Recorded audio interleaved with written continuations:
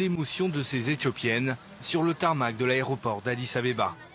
Accompagnées de leurs enfants, elles arrivent tout droit d'Arabie Saoudite, des revenantes de l'enfer des centres de rétention saoudiens où elles étaient incarcérées dans des conditions épouvantables.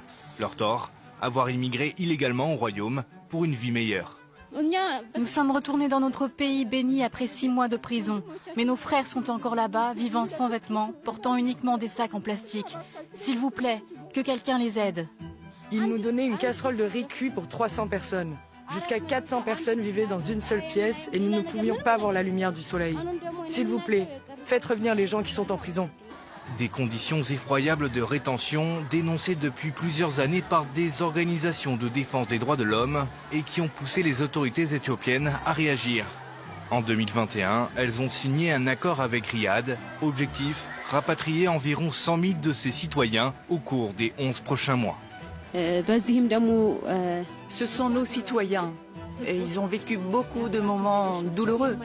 Le gouvernement a compris la souffrance de ses ressortissants et il a entamé des discussions diplomatiques pour les ramener chez eux.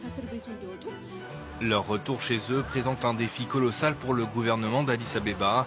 Environ 11 millions de dollars seront nécessaires pour assurer leur rapatriement dans de bonnes conditions.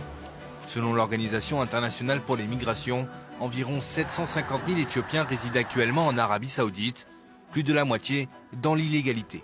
Oui, je l'ai fait le verset 11. L'ange de l'Éternel dit à Agar, oui, voici tes ancêtres.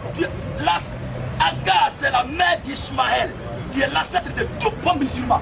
Alors, quand on va lire, et vous allez voir la vie d'Ismaël, le comportement du musulman va vous étonner. Oui, l'ange de l'Éternel dit à Agar. Parce que ce n'est pas ce que tu crois qui te fait, mais c'est ce qui est en toi là qui fait que tu crois quelque chose. C'est ta nature qui t'identifie et qui t'identifie à une croyance. C'est ce que tu viens d'avance là. C'est ça qui te pousse à croire quelque chose.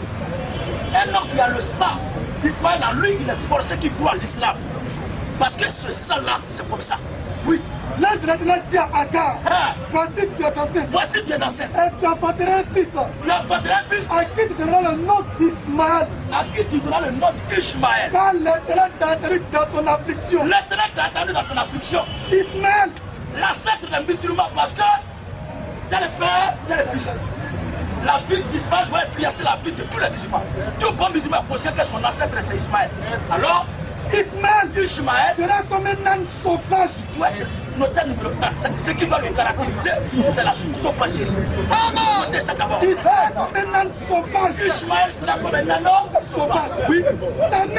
Sa mère sera contre tous. Quand il va être dans un milieu, il ne va pas se soumettre à la loi des justes là. Il sera contre tous. Et la main de tous, comme il sera de tout le monde aussi, sera contre lui. Sera contre lui. Et Ishmaël habitera en face de ses frères. C'est-à-dire la réalité que tout le monde respecte à lui, il fait le contraire. Voilà. Quand on dit à droite, lui va à gauche. On dit de commencer à écrire à droite pour aller à gauche, pour aller à droite.